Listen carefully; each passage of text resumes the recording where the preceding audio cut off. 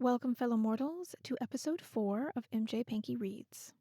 Today I am reading a short story I wrote called The Mummy in KV 111.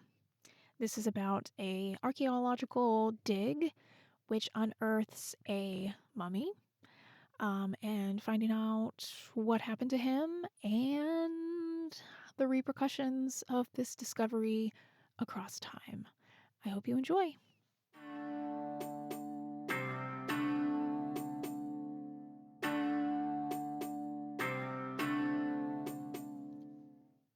The embossed runes around the edge of my cup press into my fingers as I hold it out.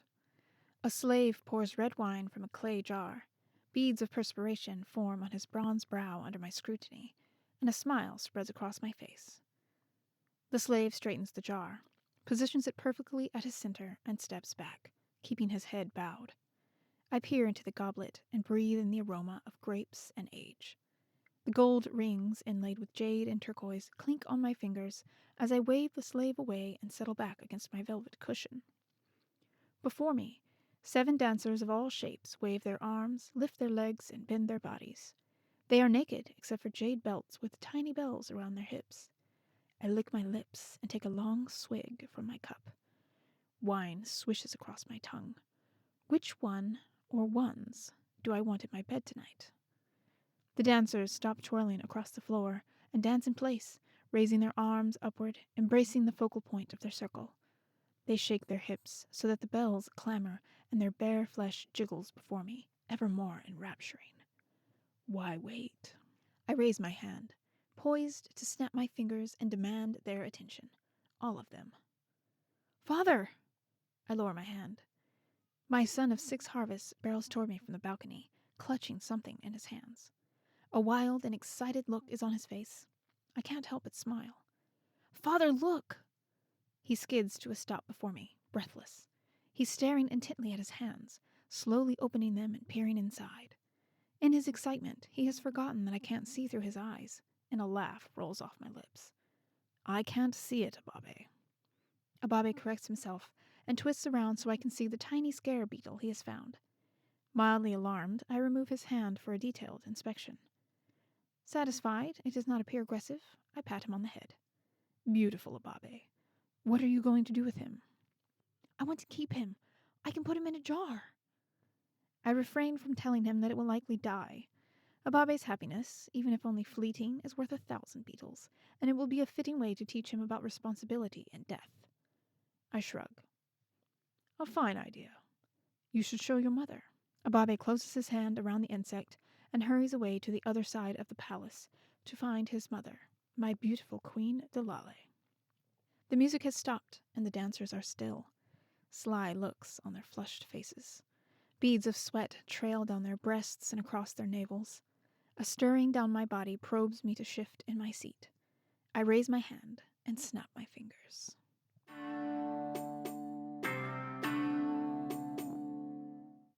Part 2. Dislodged sand cascaded down from the widening gap in the granite. The generator's hum echoed in the small corridor as the gears strained to pull the ton weight of stone free. Dr. Jennifer Aldridge popped her knuckles, trying and failing to keep her feet still. Any moment now, she breathed. She inclined her head toward Dr. Khalib, her in-country partner from the Cairo Institute, beside her. We'll be the first ones to see this tomb in 3,000 years. Dr. Khalib turned to her, brilliant white teeth flashing between a pencil-thin mustache and meticulously trimmed beard. Jen smiled even wider. She had given up trying to express words for this moment. It was surreal. 16 years of meticulous study and research, scouring archives, rifling through age-old drawings of since-obliterated ruins, not to mention the international licenses, government permits, an administrative nightmare to get to this moment. The ancient slab scraped free. The pulleys of the crane strained under the weight, creaking as it lowered the stone to the floor. A shiver raced up Jen's spine as the small crack widened into a rectangular black hole, like the maw of Anubis opening to the underworld. She half expected to feel some rush of cold wind, a protective spirit rushing out to curse them like the fable of Tut. But there was nothing. No moving air, no shriek of the dead, no alarmed scurrying of undead monsters inside. The pulley's wheels stopped, and a few seconds later, the generator cut off with a loud hiss. Deathly silence descended in the chamber. The tension thickened. The excavation staff operating the equipment were still as statues, save for their wide eyes which darted around the room. Exciting though it was to open a tomb, it carried with it the sobering reality that the peaceful dead were now disturbed. Jen unhooked the torch at her belt, clicked it on, and shined the light inside. A flicker of brilliance gleamed back at her. She gasped. The torch waved wildly as she jerked her hand back. Her heart pounded, chest swelling with a sob of joy. She pointed the torch back inside the chamber and guided it slowly from side to side. Endless flashes answered back. Gold! An involuntary squeal rippled up her spine and tore from her throat, shattering the tense silence. Startled gasps and reactive shuffling from the equipment team behind her met her ears, and a rush of fire burned in her cheeks. Keep it together, Jen. She glanced at her Cairo partner, but Dr. Khalib seemed unfazed by her outburst as he turned to the excavation lead behind them. Kareem, radio your team. We're going to need crates and straw, and get the lamps down here. Kareem nodded to Dr. Khalib and hurried back up the sloped tunnel to the surface. The click of his radio echoed after him as he grabbed it from its holster. Dr. Khalib turned back around and nodded to her. Though he was only 2 years her senior, he already had 6 more years of field experience and was known at the Cairo Institute as the leading expert on tomb paintings and hieroglyphs. Even though Jen had graduated summa cum laude with a prize-winning dissertation on ancient Egyptian burial artifacts, Dr. Khalib's prestige intimidated her. His ridiculous good looks didn't help matters either. Jen pointed her torch back to the tomb, took a deep breath, and approached the opening with Dr. Khalib, wiping sweat from her forehead. Despite the 49 degrees Celsius heat, chill bumps teased her arms as she took the first step inside the tomb in 3,000 years. Her eyes locked onto the circular glow of the light. Jars, statues, bowls, cups, boxes, and various other goods were crammed inside from floor to ceiling. A tiny path meandered through like a small stream through a mountain range. Colors of onyx, jade, lapis lazuli, and gold burst into intricate details on each object. On one marble platform, an arm's length away, was a serving tray and a gold goblet.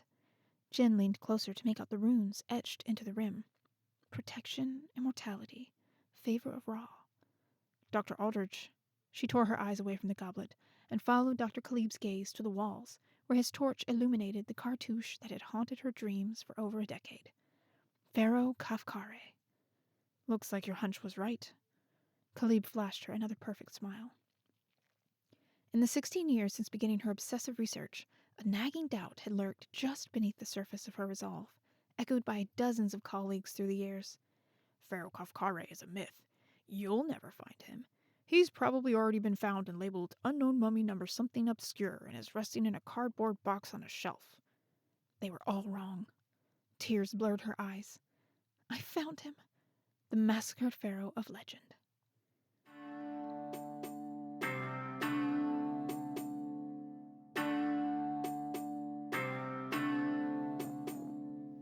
Something is wrong. I feel it in my veins like I feel the flutter of my eyelashes against the stinging sunshine streaming through the windows. The leg of a concubine lays across my torso. Her calloused heel on my shoulder obstructs my vision. I incline my head and follow her limb down to her mountainous backside. The sight is almost enough to distract me from the unease crawling on my skin. Almost. I lift her leg off of me and roll her to the side. My bed is crowded with 2 more concubines. Normally, I wouldn't care if I woke them, but right now I don't want their incessant fawning getting in the way of my divine deductions. I untangle myself from them and stand, twisting my torso to release a kink in my spine. My slave is already at my side. Wordlessly, he dresses me in my shindet and fastens the belt at my waist, then places the nemes on my head. I wave him away and stride to the dais to look out at my kingdom. The lush Nile meanders past my palace. Palms loaded with dates line the bank and spread shade over the flowering grounds beneath my balcony. Vessels bearing goods from Thebes are floating upstream. I study the docks from here, flanked by 2 giant obelisks that pierce the sky. A great sphinx stands guard between them, painted vibrant green, black, and red to warn all conspiring enemies of my power. The workers teem like ants, bustling for my glory. Delale and her maids bathe in the fountain below me. Their laughter mingles with the splashes of water. All is a paradise, nothing out of place. Crystal droplets run down my queen's copper skin, trailing the faded lines over her belly, the visual reminder that she is the mother of Egypt's next king. She looks up at me and smiles, but her eyes do not sparkle as they usually do. She feels it too. My thoughts immediately go to my son, and I hurriedly leave the terrace and stride quickly from my room into the main palace. As I pass through the door, a strange sensation worms through me, like I'm being watched. I glance at my slave. His eyes are on the floor. I look back at my bed. The concubines are still asleep. Something flutters at the corner of my eyes. I turn, but it is just the curtain catching a breeze from the balcony. I find Ababe with his tutor, my high priest, Tektuk. They are bent over a senate board.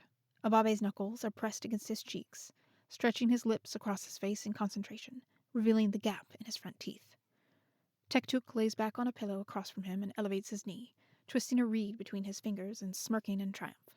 He has beaten my son, but the stubbornness of the god's next representative refuses concession. I put my hand on Ababe's shoulder, and he shrinks from me in shame. "How many pieces?" I ask. Ababe hangs his head. 3. I give him a squeeze. "You're getting better.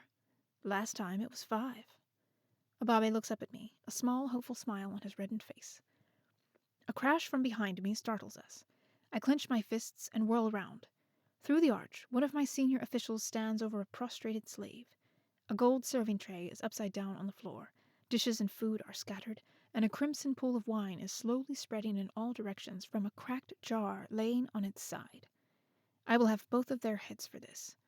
At my approach, my senior official bends at the waist and remains poised, parallel to the floor as he speaks. "Almighty Pharaoh, this one has stolen your chalice." My anxiety ignites. That is the feeling. My connection to the protective runes. It's gone. "Almighty One, I did not steal it." "Then how is it missing from the king's tray?" The official's head angles sharply at the slave, who shrinks farther into the floor at the tone. "It just disappeared." The slave raises his head, his brow wrinkled, eyes wide. He has served me faithfully every day since before I can remember. I glare at both of them. One of them is lying. "Find it, or I will execute both of you at sundown." The senior official grabs the slave's arm and hauls him to his feet. As their reflections on the polished tiles disappear around the corner and their footsteps recede, I'm rattled. My chalice has been passed down from pharaoh to pharaoh for generations. It had better reappear. I turn to rejoin my son, and my foot tramples a wayward grape. The fleshy fruit squishes between my toes, and I'm suddenly aware how famished I am. My eyes light on a nearby slave. The message articulated through my angry sigh is clear. "Food, at once, Almighty One." He bows and sprints away.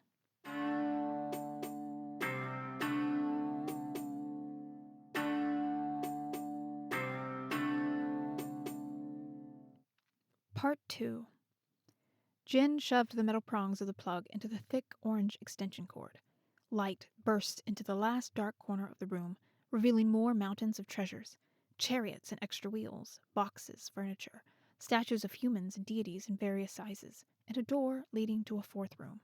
She shook her head as she stood, brushing sand from her khaki capris. "There's another chamber. I can't believe it. This tomb is like a palace." The 3 rooms so far were painted from ceiling to floor in hieroglyphs and pictures, mapping out Pharaoh's deeds and exploits. For the 1000th time, a shiver rolled through her at the enormity of it, sprouting butterflies in its wake. She grabbed the camera around her neck and began snapping photos. The click, whir, almost constant. "Oh my God, look at this, Dr. Khalib!" Dr. Khalib, scrutinizing the wall paintings in the previous room, peeked around the edge of the doorway with a raised eyebrow. "What have you found, Dr. Aldrich?" She pulled out a triangular marker from her cargo pocket and placed it on the ground, then pointed her lens straight down at the oval impression in the sand and snapped a shot. A 3,000-year-old footprint. Dr. Khalib stepped forward and peered over her shoulder. "Incredible," he breathed. They stared for a moment longer. Then Dr. Khalib nudged her arm. "Come back over here. I found some really interesting hieroglyphs." Jen stepped gingerly over the print and followed him back into room 2. Rows of painted warriors, slaves, and concubines surrounded a giant cartouche of Pharaoh. Her attention landed on 7 tiny, naked women dancing. "You see this one?" He pointed to a row in the center. Pharaoh's arm was outstretched, slaves prostrated before him as though he were passing judgment upon them. Hundreds of small hieroglyphs were written above in neat columns. This is alluding to Pharaoh's mistrust of his household staff, and this one, he pointed to an icon of the sun god Ra that was the same size as Pharaoh, indicating equality. Ra seems to be telling him something. This glyph here, Khalib's finger moved in the air over the tiny rows of hieroglyphs, as though mentally arranging them like a puzzle. Challenge, divine power, and then this one here, coupled with this one, means retribution.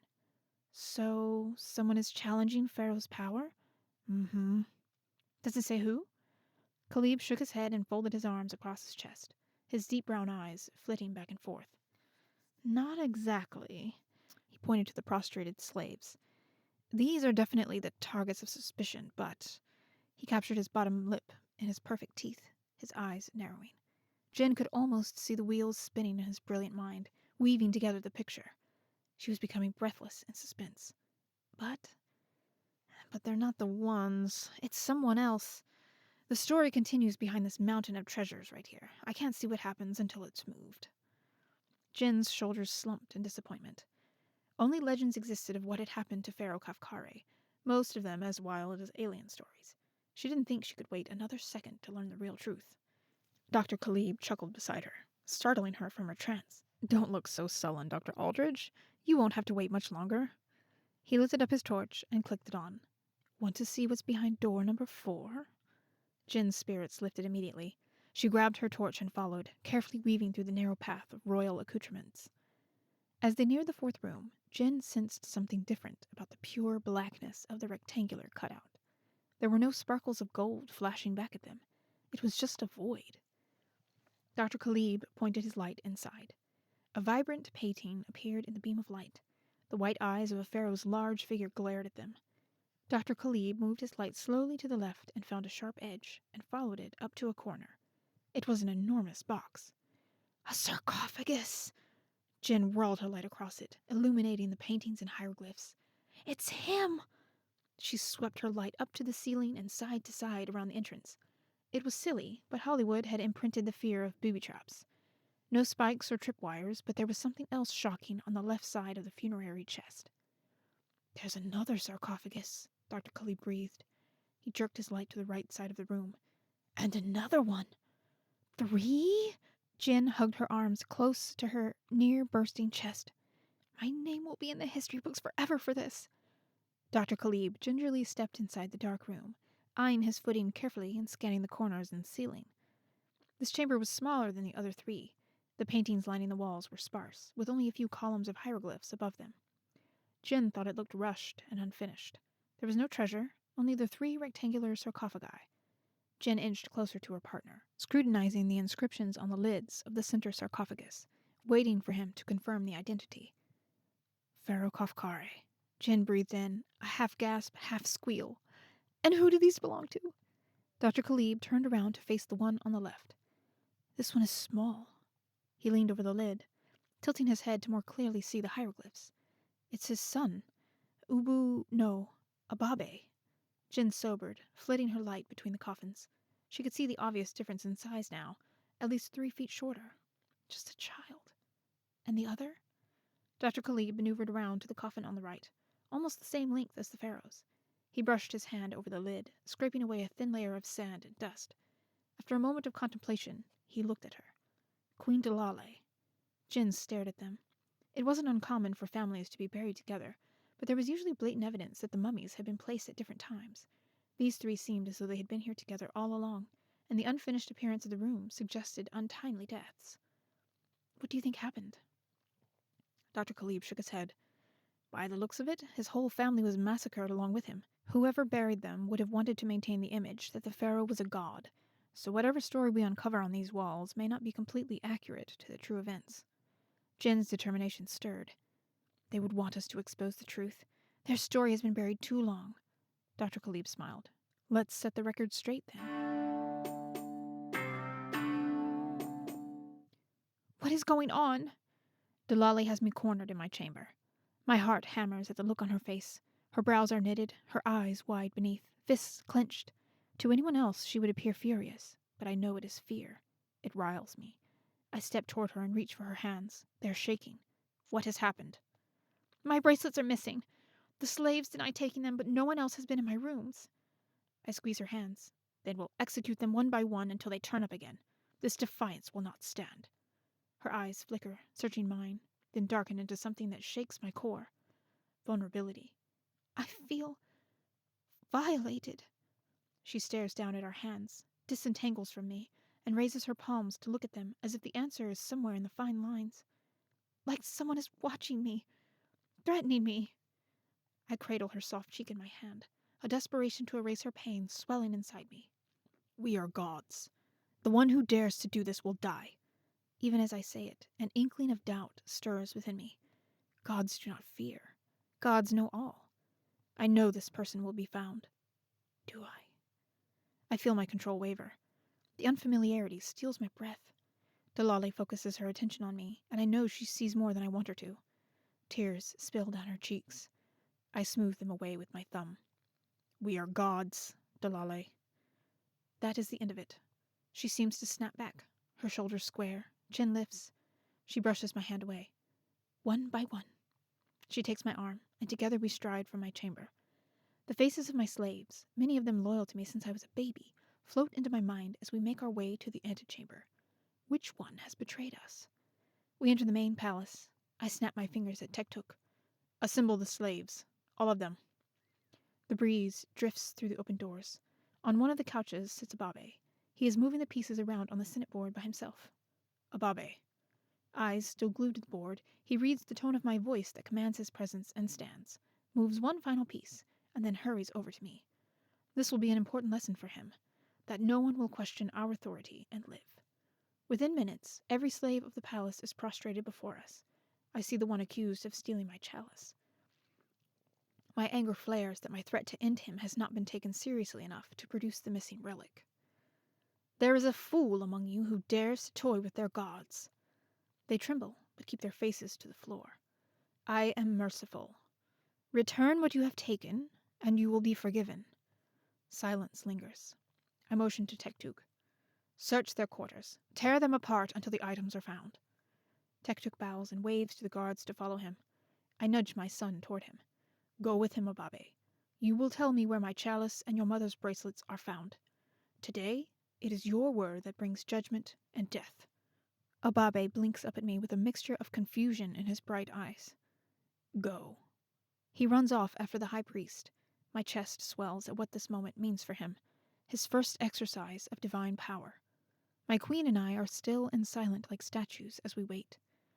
The slaves haven't moved or made a sound, but the tension is so thick it's suffocating.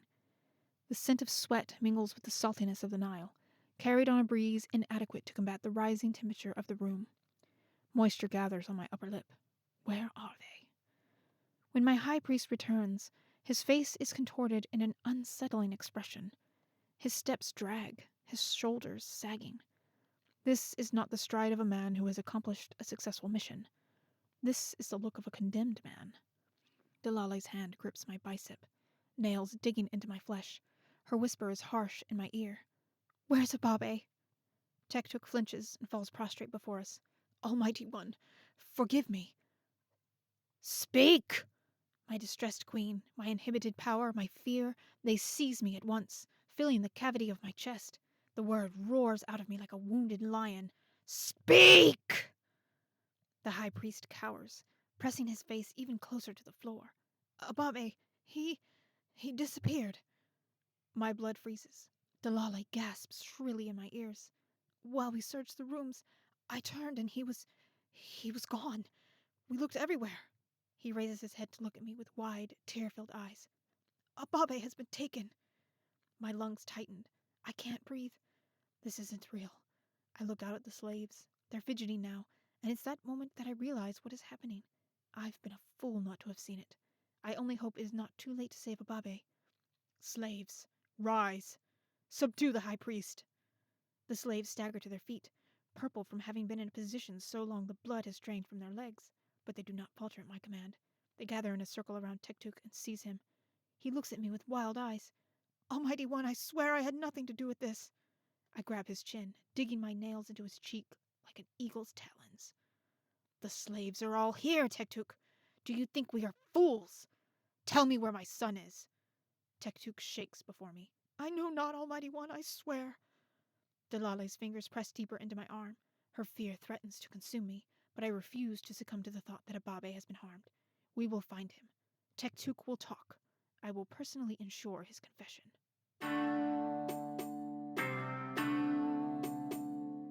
Part 3. Jin shoved down on the crowbar. The wooden lid popped free of the crate with a reluctant groan. She set the lid and the crowbar on the cold tile floor. The bent nails around the lid's edge pointed at Jin like accusatory fingers as she slid on a pair of disposable gloves and reached inside the box. Particles sloughed from the straw and wafted into the air as she dug through the packing. She lifted out the golden chalice, rubbing the pad of her thumb over the embossed edge. Several crates of treasures, along with the child mummy, had been removed from the tomb and taken to the Cairo Institute for further documentation and analysis. At this moment, the child was undergoing X-ray to determine the cause of death. She tried not to feel too excited. A child dying was a tragedy, but she couldn't help feeling on top of the world at this amazing discovery. Focus. She set the goblet on the long table and angled the mechanical arm of the lamp around to shine at just the right place. Carnelians, azurite, and lapis lazuli gems were inlaid in perfect rows between horizontal lines of runes that spanned the circumference of the bowl a total of 7 times. Chalices of this nature were not uncommon, but previous research suggested they had phased out by the middle of the Old Kingdom era. Pharaoh Kafkare reigned sometime in the first 3 centuries of the Middle Kingdom, almost 500 years later. A dynastic heirloom?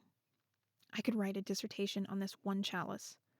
She set it down, reached back into the box, and pulled out a pair of resealable plastic bags. Jin popped the seams and pulled identical cuff bracelets from each. Light flickered over the carnelian and bloodstones embedded into the pure gold cuffs. The stones were carved into scarabs, the lines detailing the parts of its body with such precision she could barely tell it was hand-carved. Footsteps approached from the hallway, and a moment later the door of the artifact room burst open. "Dr. Aldridge!" Jin pushed the lead away and straightened, grinning at the sparkle in Dr. Khalib's eyes. He held 2 manila envelopes in his hand. "The report on the child came back." Jin swallowed, clutching the hem of her lab coat to keep from clapping them childishly. "What does it say?"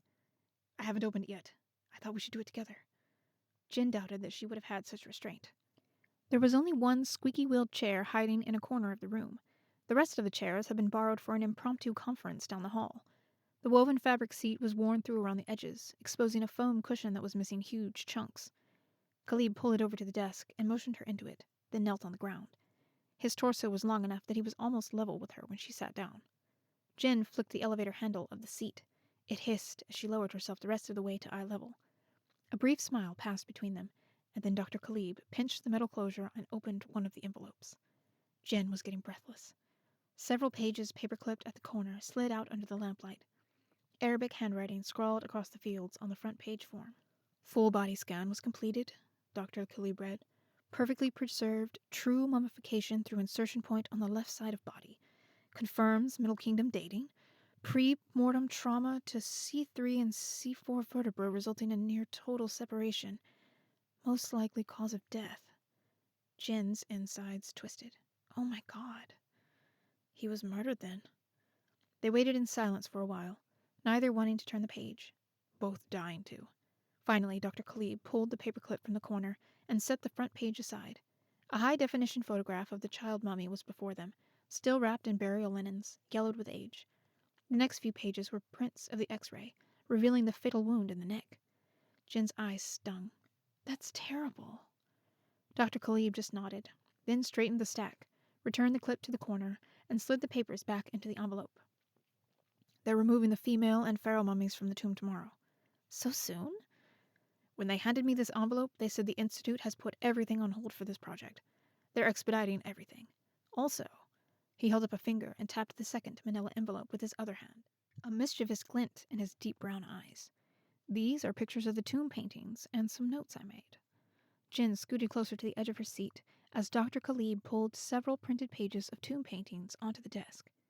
"This is what we were looking at in the tomb, and that big stack of chariot parts and weaponry was covering the rest of it, remember?" She nodded. Dr. Khalib tucked the first page under the stack. "This is what was behind that pile." Jin angled the arm of the light closer as Khalib pointed to the figures. This is Kafkari's high priest, and it appears that he tried to foil Pharaoh, but Pharaoh's quick wit seems to have figured it out in time. The large figure of Pharaoh, sword in hand, loomed above the high priest, lying horizontal at his feet. And then this one.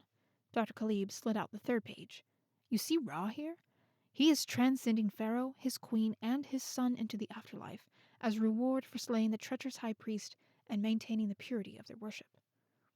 So it doesn't say who killed them? Jin asked, her heart dropping as he shook his head. I would be surprised if it did. Their murder would have thrown the kingdom into major turmoil. Convincing the people the gods took Pharaoh would have made it easier for the priesthood to take control of the kingdom. My guess? His whole priesthood did away with him and fabricated this story. Khalib's theory made sense, but it was just a theory. Jin wanted to know. Khalib seemed to sense it and patted her wrist reassuringly. We're going to get scans and reports back from Kafkari and his queen by the end of the week, so we should at least have a better understanding of exactly how they died.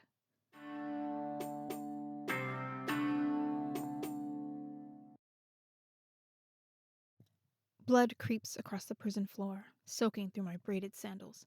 It feels slimy and gritty between my toes. Tektuk, what is left of him, lies at my feet.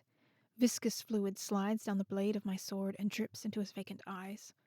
The footsteps of the guard, rushing to the palace where Tektuk confessed to taking my son, recede down the hallway. I should feel triumph, but doubt is consuming me. Was Tektuk's confession true? Or a fool's desperate concession to end an unbearable torment?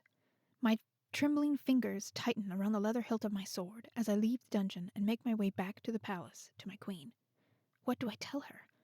If my doubts are true, no, they're not. Ababe is safe. I stop at the fountain beneath my chamber balcony and rinse the gore from my sword. A downward glance at myself reveals that I am covered head to foot in carnage. I remove my shindet and submerge myself in the crystal waters. Tektuk's blood swirls away from my body. A breeze rustles the palms above me, chilling the droplets of water and sweat on my skin. Flamingos on the Nile bank are squawking and honking, and bees buzz as they flit from flower to flower. This is a paradise. Is it? I feel violated. My queen's words haunt me as the clear water becomes cloudy and dark. My temple throbs with this unease. What is happening?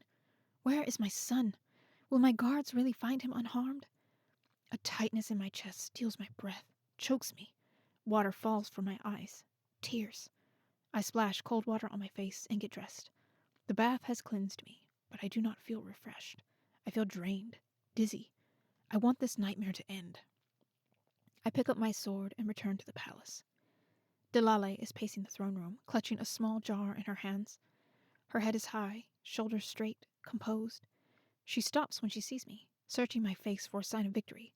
It must not be there, because her eyes fill with tears, and her facade of strength and power erodes. She looks a moment away from collapse. I close the distance between us in 2 long strides, tenderly cup her face, and brush the tears from her cheeks. She looks down at the jar. A sob wrestles from her throat. Inside is the beetle Ababe found. It is dead. My insides twist. Almighty One! I turn to the breathless voice of the guard, hoping to see my son safely beside him, but the guard is alone. He prostrates himself on the floor. Almighty One, the prince was not there. We searched everywhere. Delale crumples to the floor, gasping for breath. I stride to the guard, grab his arm. I wrench him to his feet, desperate for direction, for hope. Where is my son? The guard flinches back. Almighty One, I swear he was not there. Tektuk was lying. I know it's true, but my anger is blinding.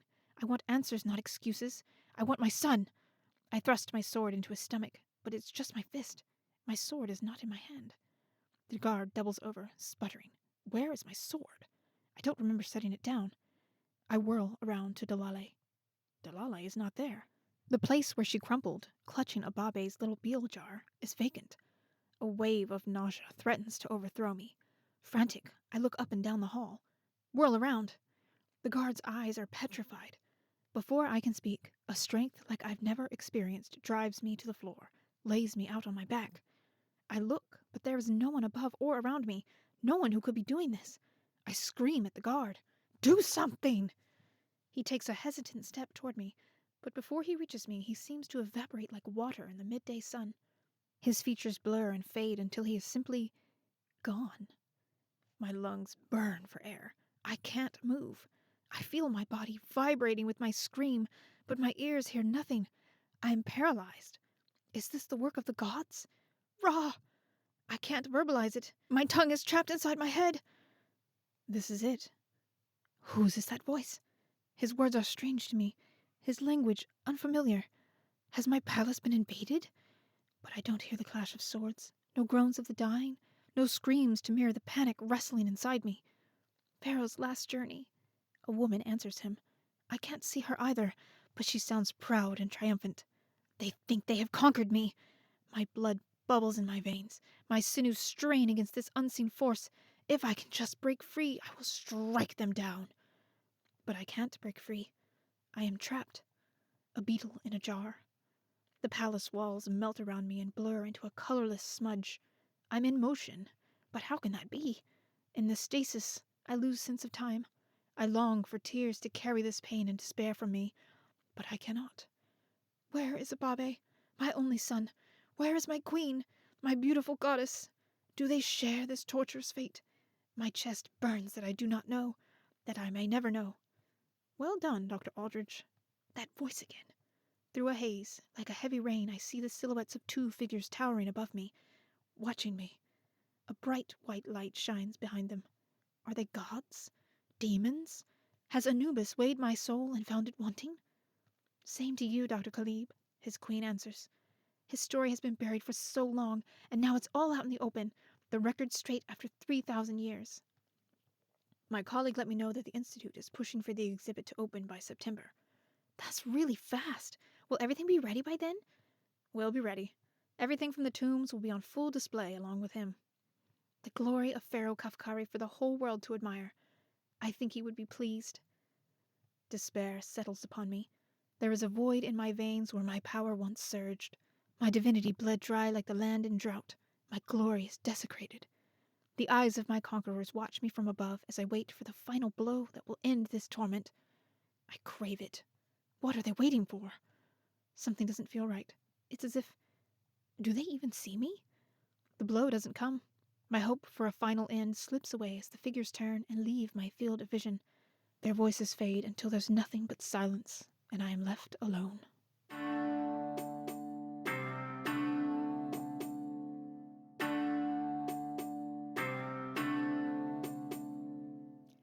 Full disclosure, this story is not intended to be historically accurate.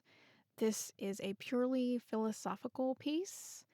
To my knowledge, there is not a pharaoh in ancient Egypt named Kafkare, nor did any pharaohs that I am aware of experience any similar or exact tragedy as is described in my story. This story was inspired by childhood me watching archaeology shows on the History Channel and wondering why it was okay to excavate these tombs and remove mummies and their artifacts and everything they were buried with, their whole ritual burial, to just remove all of that and put it in a museum. Why was that okay to do and even looked on favorably? But it wasn't okay to dig up graves in a graveyard, or even walk on graves in a graveyard. So, yeah, I was very curious about this as a child. I loved watching the shows. I loved learning about these people in ancient times. So it was kind of a conflicting thought process in my head. So, yeah, that was the inspiration for this piece. I hope you have enjoyed listening. Stay tuned for more. I will be reading my novel, Epic of Halinthia, next. So please subscribe, like, and stay tuned for my novel. Thank you again, and may the muses inspire you always.